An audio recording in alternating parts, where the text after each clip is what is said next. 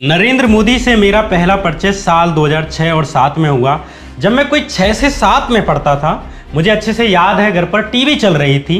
प्रवीण तोगड़िया राम मंदिर के लिए अयोध्या में कोई पैदल यात्रा निकालना चाहते थे और तब की उत्तर प्रदेश सरकार ने धारा 144 लगा दी थी। राजनीति की समझ तो उस उम्र में क्या ही थी, लेकिन मैंने कहा कि ये सब राजनीति के लिए कर रहे हैं। मैंने टीवी से न्यूज हटाने के लिए कहा। उसी दौरान मोदी का जिक्र आया। किसी ने मोदी का नाम लेते हुए कहा कि ये हिंदुओं का सबसे बड़ा रक्षक है, इसी की वजह से हिंदू बचे हुए हैं। गुजरात में जब दंगे हुए तो इसने मुसलमानों को कटवा दिया था। नरेंद्र मोदी और उनके काम से मेरा पहला परिचय ऐसे हुआ था। आप में से शायद कुछ लोग शायद इस स्मरण पर यकीन भी ना करें, लेकिन आम हिंदुओं में उनका पहला परिचय ऐसे ही होता है कि मुस्लिमों को मरवा दिया था। मुसलमानों में भी अगर किसी का मोदी से पहला परिचय होता होगा तो ऐसे ही होता है कि इन्होंने हजारों मुसलमानों को गुजरात में मरवा दिया था, कटवा दिया था, जला दिया था। दोनों ही धर्मों में मोदी की ये इमेज प्रचलित है, लेकिन अदालतों को ऐसा नहीं लगता। अदालतें और जांच एजेंसियां कहती हैं कि पर्याप्त सबूत नहीं मिलते कि माना जाए कि गुजरात दंगों में मोदी का हाथ था। इस तरह गुजरात दंगों के मामले में मोदी पर कोई केस चलाए बिना ही उन्हें क्लीन चिट दे दी गई। आज के इस एपिसोड में हम बात करेंगे मोदी पर लगे उन तमाम सबूतों की, उन आरोपों की, जिनके आधार पर कहा जाता है कि गुजरात दंगों में होने वाली हजारों हत्याओं में न केवल मोदी की भूमिका थी और न केवल पूरा पुलिस प्रशासन, मंत्रालय, अधिकारियों ने मुसलमानों को मरने के लिए छोड़ दिया, बल्कि न्याय प्रक्रिया को भी ऐसे अरेंज किया गया कि मोदी, आरएसएस, बजरंग दल, विश्व हिंदू परिषद को अदालतों में बाइज्जत बरी कर दिया जाए। नमस्कार, मैं श्याम मीरा सिंह। गोधरा कांड और बाद में हुए गुजरात दंगों को लेकर 3 बड़ी जांचें हुई। एक नानावती आयोग द्वारा की गई, जिसे कि राज्य ने नियुक्त किया, और एक यूसी बनर्जी द्वारा की गई, जिसे कि केंद्र द्वारा गठित किया गया। तीसरी जांच एक स्वतंत्र ट्रिब्यूनल यानी सिटीजन ट्रिब्यूनल ने की। इसे सुप्रीम कोर्ट के रिटायर्ड जज justice VR Krishna Iyer lead कर रहे थे। इसमें जजों के अलावा कुछ एक्टिविस्ट भी थे। केंद्र की यूसी बनर्जी समिति और सिटीजन ट्रिब्यूनल दोनों ने ही गोधरा कांड को महज एक दुर्घटना माना। इसके बारे में मैंने विस्तार से गोधरा का सच पार्ट 1 में बात की है। इस वीडियो का लिंक आपको डिस्क्रिप्शन में मिल जाएगा। इन दोनों रिपोर्टों के बाद गोधरा के सच की पड़ताल के लिए मैंने नानावती कमीशन की रिपोर्ट टटोली। हालांकि नानावती कमीशन को गुजरात सरकार ने ही नियुक्त किया था और उसकी रिपोर्ट पर खुद मानवाधिकार आयोग ने भी सवाल उठाए थे। उस पर मिनिमम विश्वास करते हुए भी मैंने नानावती आयोग की वो प्राइमरी रिपोर्ट पढ़ी जो उसने साल 2008 में जारी की थी। इस रिपोर्ट में जिन गवाहों के आधार पर कहा गया कि गोधरा कांड एक साजिश थी, वो गवाह भी बाद में अपने बयान से पलट गए। जिस मौलवी हुसैन उमर जी को नानावती आयोग की इस रिपोर्ट ने मास्टरमाइंड माना था, उसे भी बाद में अदालत ने निर्दोष मानते हुए रिहा कर दिया था। नानावती आयोग के बारे में आगे चर्चा कहने से पहले एक और घटना का जिक्र करना जरूरी है।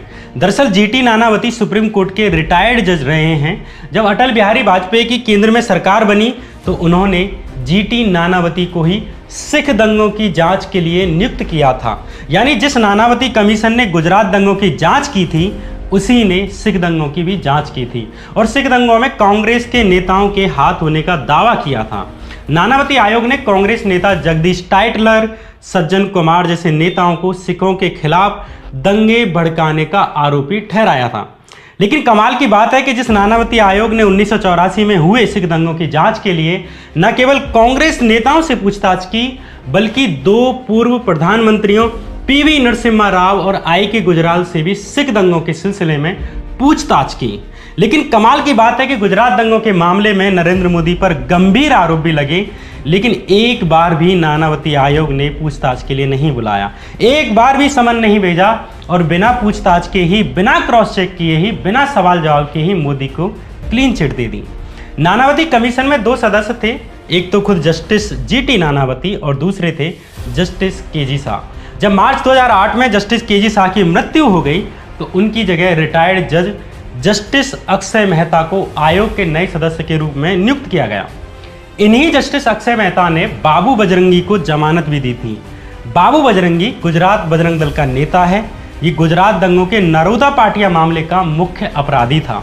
साल 2012 में स्पेशल कोर्ट ने भी बाबू बजरंगी को नरोदा पाटिया नरसंहार का दोषी मानते हुए उम्र कैद की सजा दी थी। खुद बाबू बजरंगी ने तहलका मैगजीन के एक स्टिंग ऑपरेशन में कबूल किया कि नरोदा पाटिया में मुस्लिमों की हत्याएं की, उनके घरों में गैस सिलेंडर से बम ब्लास्ट किए। यहाँ नरोदा पाटिया नरसंहार का जिक्र करना जरूरी है। जब गोधरा कांड हुआ तो उसी शाम विश्व हिंदू परिषद ने गुजरात बंद का ऐलान कर दिया। अगले दिन गुजरात बंद के दौरान ही अहमदाबाद के नरोदा पाटिया में बजरंग दल और विश्व हिंदू परिषद की भीड़ पहुंच गई। नरोदा पाटिया के लोगों का गोधरा कांड से दूर दूर तक कोई नाता नहीं था, सिवाय इसके कि वे मुस्लिम धर्म से ताल्लुक़ रखते थे।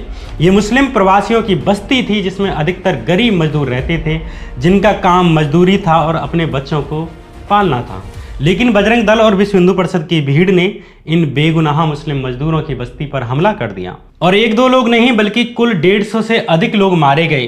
तहलका मैगजीन के स्टिंग ऑपरेशन में एक गवाह ने एक कुएं को दिखाते हुए बताया कि इन गुंडों ने मुस्लिमों को जला जलाकर इस कुएं में फेंक दिया।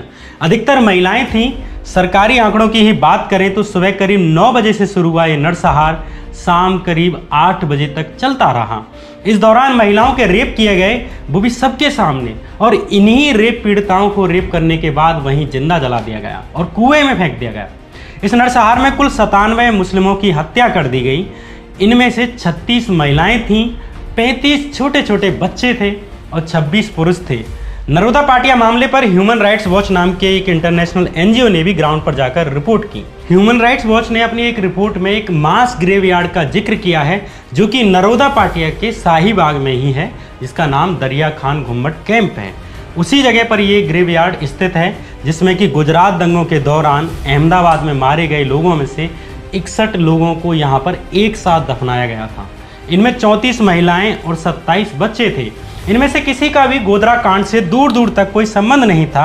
इस कब्र के पास ही एक कब्र खोदने वाले शख्स ने ह्यूमन राइट वॉच को बताया कि करीब 3 महिलाएं ऐसी थीं जो गर्भवती थीं, जिनके पेट काटकर उनके भ्रूण निकाल दिए गए। अजन्मे बच्चे अपनी माओ के पेट से लटक रहे थे, उन्हें माँ के पेट से दोबारा सटाकर दफनाया गया। यह हालत नरोदा पाटिया की थी। पूरे 10 घंटे तक नरसंहार चलता रहा।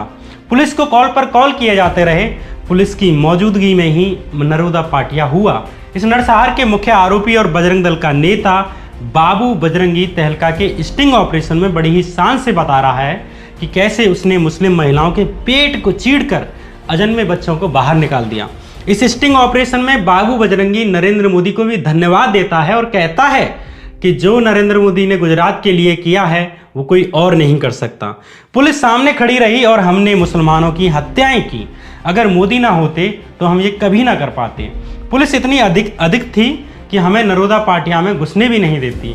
इतना सारा पुलिस फोर्स था लेकिन हमें रोका नहीं गया।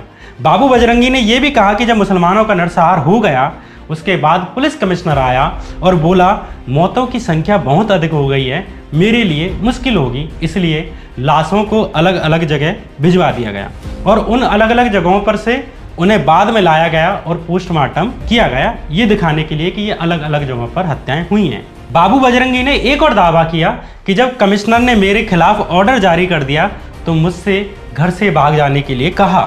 नरेंद्र भाई ने मुझे माउंट आबू के गुजरात भवन में 4.5 महीने रखा। नरेंद्र भाई ने ही मुझे जमानत से बाहर निकलवाया, नहीं तो मैं जेल से बाहर ही नहीं निकल पाता। पहले जज ढोलकिया जी ने कहा था बजरंगी को फांसी पर लटकाना चाहिए और एक बार नहीं बल्कि 5 बार लटकाना चाहिए। फिर दूसरा जज आया और उसने भी कहा कि मुझे फांसी की सज़ा मिलनी चाहिए। फिर नरेंद्र भाई ने मुझे मैसेज भेजा और कहा कि कोई ना कोई रास्ता निकालेंगे। अगला जज अक्षय मेहता नाम का आदमी बना और उसने मेरी फाइल की तरफ देखा भी नहीं और मुझे जमानत दे दी और मैं जमानत पर बाहर आ गया। ये कहना था बाबू बजरंगी का। जिस जज यानी जस्टिस मेहता का नाम बाबू बजरंगी ने अपने स्टिंग ऑपरेशन में लिया है, इन्हीं जज को नानावती आयोग में जस्टिस केजी शाह की मौत के बाद अप्रैल 2008 में नियुक्त किया गया और इन्हीं ने नरोदा पाटिया की जांच भी की। इसलिए इसे मेहता और नानावती आयोग भी कहा जाता है। और इसी आयोग ने लगभग 4 महीने बाद यानी सितंबर महीने में आयोग की पहली रिपोर्ट जारी की और नरेंद्र मोदी को क्लीन चिट दे दी। साथ ही बजरंग दल और विश्व हिंदू परिषद को भी क्लीन चिट दी। यहाँ एक सबसे महत्वपूर्ण बात ये बतानी है कि जिस दिन नरोदा पाटिया मामले में बाबू बजरंगी को सजा सुनाई गई, उसी दिन एक महिला को भी इसी मामले में 28 साल की सजा सुनाई गई। और ये महिला कोई ऐसी वैसी नहीं बल्कि गुजरात दंगे की सबसे हाई प्रोफाइल अपराधी, इसका नाम था माया कोडनानी। नरोदा पाटिया मामले पर फैसला सुनाते हुए जस्टिस ज्योत्सना याग्निक ने आगे कहा कि यह दंगा अमानवीय, शर्मनाक और नृशंस था। इसमें 97 लोगों की हत्या कर दी गई, जिसमें कि असहाय महिलाएं, बच्चे और बूढ़े भी थे। इस नृशंस हिंसा का क्लाइमैक्स तब माना गया जब एक 20 दिन के छोटे से बच्चे की भी हत्या कर दी गई। नरोदा पाटिया मामला भारत के इतिहास में एक काला अध्याय है, ऐसा फैसला सुनाते हुए जस्टिस ज्योत्सना याग्निक ने कहा। माया कोडनानी आरएसएस की महिला विंग से जुड़ी हुई हैं और उनके पिता भी आरएसएस से जुड़े हुए थे। जिस नरोदा पाटिया में महिलाओं के साथ पब्लिकली गैंग रेप किया गया था और उन्हें जिंदा जलाया गया था, उसी नरोदा पाटिया से माया कोडनानी 3 बार विधायक बनी। गुजरात दंगों से पहले हुए चुनाव में वे 75,000 वोटों से जीती थी, लेकिन जब दंगे हुए तो उसके बाद उसी साल हुए चुनावों में 1,10,000 के मत से जीती और साल 2007 में हुए चुनाव में और डबल होकर 1,80,000 वोटों के मार्जिन से विधायक बनकर आई। क्यों बनकर आई? इसके पीछे कोई विकास, स्कूल या हॉस्पिटल नहीं था, इसके पीछे दंगे में उनका खुला हाथ था। कोडनानी की भूमिका को मोदी के द्वारा भी सम्मानित किया गया और उन्हें महिला और बाल विकास मंत्रालय का मंत्री बना दिया गया। कितने दुर्भाग्य की बात है कि जिस महिला विधायक पर आरोप हो कि उसकी उपस्थिति में महिलाओं के गैंगरेप किए गए, जिंदा जलाया गया, मासूम बच्चों की हत्या की गई, वो ही गुजरात सरकार में महिला एवं बाल विकास मंत्रालय संभालने के लिए चुनी गई। बाद में जब उन पर केस चला तो उन्हें अपना पद छोड़ना पड़ा, अन्यथा कानून की नज़र में वे भी साल 2012 तक निर्दोष ही थी, जैसे कि मोदी आज तक निर्दोष हैं, क्योंकि एसआईटी का मानना है कि सबूत ही नहीं मिले कि केस चलाया जाए। इसमें भी और मज़ेदार बात यह है कि जिस माया कोडनानी को ट्रायल कोर्ट ने दंगों की सरगना कहा और 28 साल की सज़ा सुनाई, उसे साल 2018 में गुजरात हाई कोर्ट ने पलट दिया और नरोदा पाटिया मामले में उन्हें बरी कर दिया। साथ ही बाबू बजरंगी की सजा उम्र कैद से घटाकर 21 साल कर दी गई और कोडनानी को बरी करते हुए अदालत ने कहा कि सबूत नहीं मिले, गवाह नहीं है कि उन पर विश्वास किया जाए। जबकि एसआईटी जिसने कि सबको मुक्त कर दिया, लेकिन माया कोडनानी के बारे में भी अपनी जांच में कहा कि जिस सुबह नरोदा पाटिया में नरसंहार हुआ, उसी सुबह करीब 9:30 बजे माया कोडनानी विधानसभा से आने के बाद नूरानी मस्जिद के पास पहुंची और गवाहों के अनुसार उन्होंने कहा कि मुस्लिमों को मार डालो और इनकी संपत्ति जला डालो, और उन्हीं को गुजरात हाई कोर्ट ने बरी कर दिया, बाइज्जत बरी कर दिया। कोडनानी पर आरोप है कि उन्होंने हिंदुओं को भड़काया और मुस्लिमों पर नरसंहार करवाया, लेकिन कोडनानी ने अपनी सफाई में कहा है कि वे उस समय राज्य की विधानसभा को अटेंड कर रही थी, लेकिन उनके कॉल रिकॉर्ड्स बताते हैं कि जिस वक्त नरोदा पाटिया में मुस्लिमों का नरसंहार हुआ उस समय वे नरोदा में ही थी। यही बात गवाह कहते हैं। माया कोडनानी के खिलाफ बयान देने वालों में एक गवाह दिलदार उमराव ने कोर्ट में बयान दिया कि उसने माया कोडनानी को हथियार बांटते देखा। उमराव ने यह भी कहा कि उसे गवाही न देने के लिए पैसे देने की पेशकश की गई और कई बार हमले भी किए गए। बहरहाल मोदी की मंत्री माया कोडनानी को बाइज्जत बरी कर दिया गया। अब आप सोच रहे होंगे कि गोधरा पर बात करते करते माया कोडनानी पर कैसे आ गए। गोधरा कांड की रिपोर्ट से माया कोडनानी पर आना मुद्दे से भटकना नहीं है, बल्कि एक बड़ी कड़ी से पहले उसके पीछे की छोटी छोटी कड़ियों को समझाना है।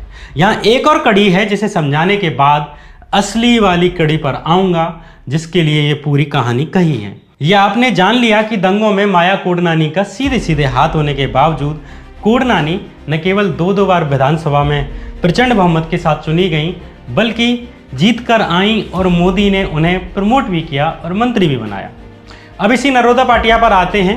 जिस जोन में नरोदा पाटिया आता है उस जोन के डीसीपी थे पीबी गोंडिया। गोंडिया के वक्त ही नरोदा पाटिया में नरसंहार हुआ था।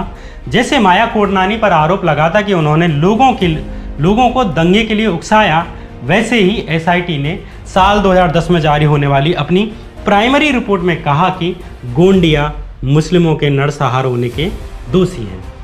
उन्होंने मुस्लिमों पर नरसंहार होने दिया, इसके बावजूद उन पर कोई एक्शन नहीं लिया गया। एक्शन लेना तो दूर, प्रमोशन करके गोंडिया को सिविल डिफेंस का जॉइंट डायरेक्टर भी बना दिया गया। एसआईटी ने कहा कि अगर गोंडिया ने जिम्मेदारी निभाई होती तो सैकड़ों मुसलमानों को बचाया जा सकता था। जब तक साल 2009 में जाकिया जाफरी मामले में सुप्रीम कोर्ट ने राज्य सरकार और अधिकारियों की भूमिका की दोबारा से जांच करने के लिए एसआईटी का गठन नहीं किया था, तब तक इतनी हत्याओं और नरसंहार के बावजूद इन अफसरों को कोई जिम्मेदार नहीं ठहरा गया। क्या ऐसा संभव है कि सैकड़ों लोगों को एक जगह जला दिया गया और 10 घंटे तक नरसंहार चला? महिलाओं के साथ खुलेआम गैंगरेप किए गए, उन्हें जला दिया गया और जलाने के बाद उन्हें एक कुएं में फेंक दिया गया।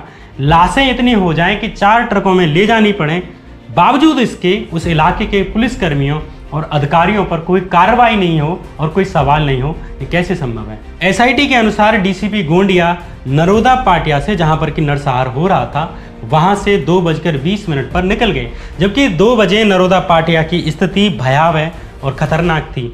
वहीं वे इसके बाद 4 बजे तक पास में गुलबर्ग सोसाइटी में हो रहे दंगों को रोकने के लिए भी नहीं पहुंचे, जबकि उनके सीनियर अधिकारी टंडन और पांडे उन्हें कॉल करते रहे।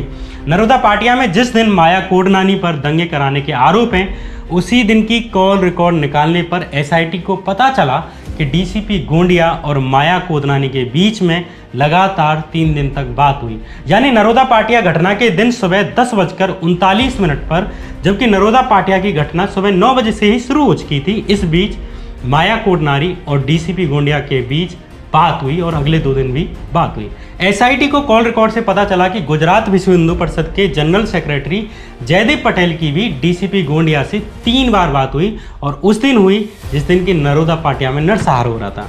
जयदीप पटेल गुजरात दंगों में भूमिका निभाने वाले सबसे प्रमुख लोगों में से एक हैं। गोधरा के कलेक्टर और नरेंद्र मोदी के साथ हुई उस मीटिंग में भी वे शामिल थे, जिसमें कि तय किया गया था कि कार्ड सेवकों के शव को अहमदाबाद लाया जाएगा। गोधरा में जान गंवाने वाले कार्ड सेवकों के शव भी जयदीप पटेल को सौंपे गए थे। इस बात को गुजरात दंगों में खासकर अहमदाबाद में एक टर्निंग पॉइंट के रूप में देखा गया, और माना जाता है कि कार्ड सेवकों के शव को जानबूझकर सामूहिक रूप से अहमदाबाद लाया गया, जिसके बाद के गुजरात में दंगे भड़क गए। नरोदा पाटिया और नरोदा गांव दोनों एक दूसरे से छुए हुए हैं।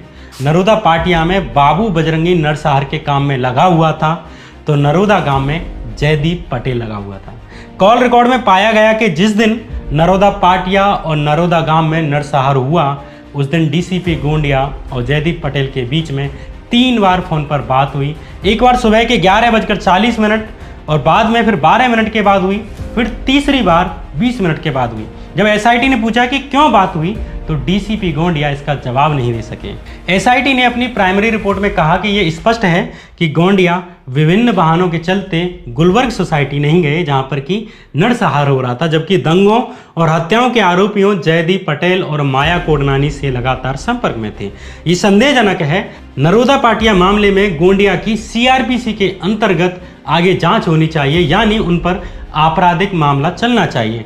लेकिन जब साल 2012 में एसआईटी अपनी क्लोजर रिपोर्ट जारी करती है, तो इस मामले पर अपने पुराने स्टैंड को ही बदल देती है और कहती है कि क्रिमिनल नहीं, सिर्फ डिपार्टमेंटल इंक्वायरी ही बहुत है। ये बहुत छोटा सा उदाहरण है एसआईटी का, जब उसने अपनी प्राइमरी रिपोर्ट में अधिकारियों की बड़ी गलती पकड़ी और मंत्री का भी बड़ा हाथ पकड़ा, लेकिन सबूतों के अभाव में कहकर छोड़ दिया।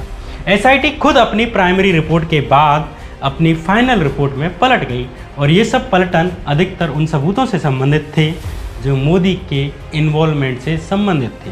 इसलिए गुजरात दंगों के मामले में जांच एजेंसियों की बातें सिवाय गुमराह करने के कुछ और नहीं करती। इसलिए किसी भी रिपोर्ट और खबर को पढ़ने से पहले अपने समाज पर नज़र दौड़ाएं, और उससे पहले उदाहरण लें और अपने कॉमन सेंस से सवालों का हल करें।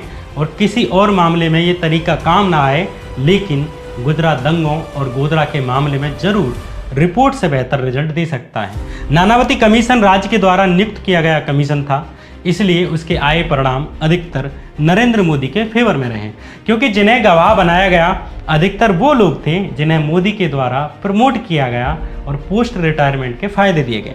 गुजरात दंगों की जांच करने वाले नानावती आयोग ने नरेंद्र मोदी को क्लीन चिट दी थी। आयोग की इस रिपोर्ट पर चौतरफा सवाल उठे। गुजरात दंगों की एक पीड़ित महिला जाकिया जाफरी ने भी आयोग की इस रिपोर्ट के परिणाम से खुद को ठगा हुआ पाया। जाकिया जाफरी के पति एहसान जाफरी को गुजरात दंगों के दौरान गुलबर्ग सोसाइटी में जिंदा जला दिया गया था, और बाद में गुलबर्ग सोसाइटी नाम से एक अलग केस चला, जाकिया जाफरी ने एक याचिका डाली कि गुजरात दंगों खासकर गुलबर्ग सोसाइटी नरसंहार मामले में मोदी की भूमिका की दोबारा से जांच हो, जिसमें कि 69 मुस्लिमों को जिंदा जलाकर या काट कर मार दिया गया था। जाकिया जाफरी की याचिका को पहले लोकल अदालत में इग्नोर किया गया, फिर गुजरात हाईकोर्ट ने भी दोबारा से जांच करने से इनकार कर दिया, लेकिन अंततः सुप्रीम कोर्ट ने सुन ली और दोबारा से गुलबर्ग सोसाइटी नरसंहार और गुजरात दंगों में मोदी और पुलिस प्रशासन की भूमिका की जांच करने के लिए साल 2009 में सुप्रीम कोर्ट ने एसआईटी का गठन किया। इस एसआईटी को लीड कर रहे थे सीबीआई के पूर्व डायरेक्टर आर.के. माधवन और उन्हें सपोर्ट कर रहे थे सीबीआई के ही retired DIG A K. Malhotra. SIT की इस टीम ने साल 2010 में अपनी प्राइमरी रिपोर्ट जारी कर दी। इस रिपोर्ट में एसआईटी ने नरेंद्र मोदी को क्लीन चिट दे दी, ये कहते हुए कि गुजरात के मुख्यमंत्री के खिलाफ आरोप लगे हैं वो स्टेब्लिश नहीं होते। आगे साल 2012 में एसआईटी की टीम ने अपनी दूसरी और फाइनल या कहें कि क्लोजर रिपोर्ट जारी करते हुए कहा कि हमें नरेंद्र मोदी के खिलाफ सबूत नहीं मिलते। इसी को आधार मानकर सुप्रीम कोर्ट ने भी मान लिया कि नरेंद्र मोदी के खिलाफ सबूत नहीं है और इस तरह बिना किसी एफआईआर, बिना किसी ट्रायल, बिना किसी क्रॉस क्वेश्चन के ही केस को बंद कर दिया गया। जिस तरह राज्य की जांच एजेंसियों का उपयोग और खुफिया एजेंसियों का उपयोग, प्रशासन का उपयोग राज्य की मशीनरी, नेताओं, भाजपा, आरएसएस और बजरंग दल के कार्यकर्ताओं को बचाने के लिए किया गया, वैसे ही केंद्र सरकार के नेताओं के द्वारा भी गोधरा कांड को एक दुर्घटना बताकर एक खास धर्म को अपनी तरफ लेने के लिए, उसकी वोट लेने के लिए जांच प्रक्रिया का या जांच एजेंसी का उपयोग किया गया। जिस वक्त गोधरा कांड हुआ उस वक्त केंद्र में भाजपा की ही सरकार थी और प्रधानमंत्री थे अटल बिहारी वाजपेयी, इसलिए वाजपेयी की तरफ से अलग से जांच नहीं की गई। लेकिन जब साल 2004 में कांग्रेस की सरकार बनी और गठबंधन के साथ ही लालू यादव रेल मंत्री बने, तो सरकार बनते ही रेल मंत्री लालू यादव ने सितंबर 2004 में गोधरा कांड की जांच के लिए रेलवे की एक अलग से जांच समिति गठित की थी, जिसे सुप्रीम कोर्ट के रिटायर्ड जज यूसी बनर्जी लीड कर रहे थे। उन्हें ये जांच करनी थी कि गोधरा में साबरमती ट्रेन क्यों जली और कैसे जली। मात्र 4 महीने बाद ही यानी 17 जनवरी 2005 के दिन यूसी बनर्जी कमेटी ने अपनी अंतरिम रिपोर्ट पेश कर दी और इस रिपोर्ट में कहा कि गोधरा में साबरमती एक्सप्रेस में आग लगाई नहीं गई बल्कि एक दुर्घटनावश हुई थी। यूसी बनर्जी कमेटी ने कहा कि इसके पर्याप्त सबूत नहीं मिलते कि ट्रेन में बाहर से आग लगाई गई थी, बल्कि अंदर से ही किसी कारण से लगी थी। लेकिन इस जांच समिति ने इस बात को जानने की कोशिश नहीं की कि साबरमती ट्रेन की जिस बोगी में आग लगी थी उस बोगी में जिंदा बचे सर्वाइवर या पीड़ित क्या कहते थे, उन्होंने क्या बताया कि आग कैसे लगी, उस समय मौजूद रेलवे के पुलिसकर्मी क्या कहते थे, जिस दिन आग लगी उस दिन अखबारों ने क्या छापा, क्या लिखा, उसमें क्या बयान छपे, पुलिस ने और पीड़ितों ने क्या बताया था। कुल मिलाकर गोधरा कांड के 2.5 साल बाद जांच के लिए पहुंची समिति ने बड़ी बेशर्मी के साथ पीड़ितों की तरफ से आंखें नीचे रखी और गोधरा कांड को महज एक दुर्घटना साबित करने में लगी रही। दुर्भाग्य की बात यह भी रही कि रेल मंत्रालय के द्वारा गठित की गई इस समिति ने अपनी रेलवे की ही यानी रेलवे प्रोटेक्शन फोर्स आरपीएफ की उस रिपोर्ट का भी ख्याल नहीं रखा जो उसने गोधरा कांड को लेकर दी थी कि एक भीड़ ने पहले पत्थरबाजी की और उसके बाद उस बोगी को आग के हवाले कर दिया। गोधरा मामले पर 3 रिपोर्टों को पढ़ने के बाद सबसे पहले मन में इन तीनों जांच एजेंसियों से भरोसा उठा। गोधरा मामले पर मैंने ठीक उसी दिन की रिपोर्टें पढ़ी जिस दिन गोधरा कांड हुआ और अगले दिन अखबारों ने जो छापा, गवाहों ने जो बयान दिए उनको पढ़ा। उसने गोधरा कांड को समझने में कुछ मदद की। 27 फरवरी के दिन घटी इस घटना के बारे में अगले दिन टाइम्स ऑफ इंडिया अखबार ने छापा कि जो लोग इस बोगी में आग से बचे यानी सर्वाइवर, उन्होंने कहा कि पहले ट्रेन पर पत्थरबाजी की गई और बाद में पेट्रोल से आग लगाई। गोधरा स्टेशन से 1 किलोमीटर आगे सिग्नल फालिया नाम की जगह पर पहले खिड़कियां और गेट तोड़े गए और फिर उस बोगी में आग लगा दी गई। एक पुलिस अफसर ने टाइम्स ऑफ इंडिया अखबार को बयान दिया कि उस भीड़ में ये अफवाह फैली हुई थी कि साबरमती एक्सप्रेस में सवार कार सेवकों ने दाहोद में एक मस्जिद पर हमला कर दिया है। लगभग यही बात उस दिन के इंडियन एक्सप्रेस अखबार में कही गई और इंडियन एक्सप्रेस अखबार ने यह कहा कि आरपीएफ कमांडेंट ने यानी एसएन पांडे ने कहा कि स्टेशन पर तैनात 15 रेलवे पुलिसकर्मियों को जैसे ही इस घटना के बारे में पता चला तो वे तुरंत मौके पर पहुंचे और भीड़ को तितर बितर करने के लिए उन्होंने 4 राउंड फायर की। यही बात एशियन एज नाम के अखबार ने लिखी है और यही बातें गुजराती भाषा के लोकल अखबारों ने भी लिखा है और भीड़ का जिक्र किया है। लगभग सभी लोकल अखबारों ने ऐसे ही खबरों को छापा है और विक्टिम्स और रेलवे पुलिस कर्मियों के बयानों ने इसकी पुष्टि की है कि उग्र भीड़ ने साबरमती एक्सप्रेस पर हमला किया। हालांकि इस पर बहस होती है कि क्या ये प्लान्ड था या ये अचानक से हुआ, लेकिन ये सच है कि भीड़ ने यात्रियों पर यह हमला उनके हिंदू होने की वजह से नहीं किया, चूंकि गोधरा स्टेशन पर कार सेवकों ने मुस्लिम दुकानदारों के साथ लड़ाई की थी और इससे पहले पूरे रास्ते त्रिशूल और लाठी रखे हुए ये सैकड़ों कार सेवक गुजरात से अयोध्या जाते समय और आते समय मुस्लिमों को मारते पीटते हुए आए थे। इन खबरों को अयोध्या फैजाबाद में छपने वाले जनमोर्चा अखबार ने भी छापा था और किस तरह कार सेवकों ने इस यात्रा के दौरान मुस्लिमों पर त्रिशूल से हमले किए, उग्र नारे लगाए, इन सभी बातों को जनमोर्चा अखबार ने छापा था। कई मुस्लिम महिलाओं के बुरके खींचे गए और ये सारी खबरें 25 फरवरी के दिन जनमोर्चा अखबार में छपी थी। इन खबरों को अपनी पिछली वीडियो में यानी गोधरा का सच पार्ट 1 में मैंने विस्तार से बताया है। कई खबरें बताती हैं कि गोधरा स्टेशन पर पहुंचने पर भी कार सेवकों ने मुस्लिम दुकानदारों से झगड़ा किया। एक अफवाह ये भी फैली कि कार सेवक एक मुस्लिम लड़की को बोगी में से ले जाना चाहते थे। ये घटना सच है कि झूठ, इसकी पुष्टि करना मुश्किल है, लेकिन ये सच है कि ये अफवाह जरूर फैली थी जिसने भीड़ को इतना उग्र कर दिया और कुछ असामाजिक तत्वों ने इसी दौरान बोगी में आग लगा दी, जिसमें कि बहुत से निर्दोष लोग मारे गए। कुल जमा कहानी यह है कि धर्मांध कार सेवकों और राम मंदिर की राजनीति आम हिंदुओं के लिए मुसीबत बनी और गोधरा की ट्रेन को जला देने वाले कुछ मुस्लिमों की वजह से हजारों मुसलमानों के लिए मुसीबतें खड़ी हुई। गोधरा कांड शायद ही किसी मुस्लिम संगठन ने इसका स्वागत किया हो, ना ही किसी जांच में पाया गया है कि इसमें कोई मुस्लिम धार्मिक संगठन था या कोई मुस्लिम राजनीतिक संगठन शामिल था। लेकिन गोधरा कांड की इस घटना का सारा दोषी मुसलमानों को ठहरा दिया गया और सारे मुसलमानों को ठहराया गया।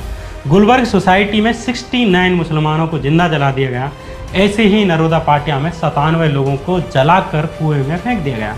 गर्भवती महिलाओं के पेट से भ्रूण निकाले गए और उन अजन्मे बच्चों को भी मार दिया गया जिन्होंने इस दुनिया में अपना पहला कदम भी नहीं रखा था।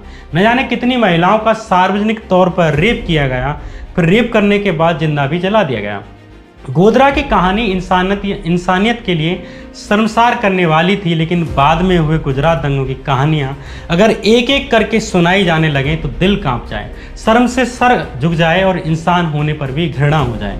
ये ऐसे था जैसे कि ए और बी में कोई झगड़ा हुआ और बी ने ए को मार डाला।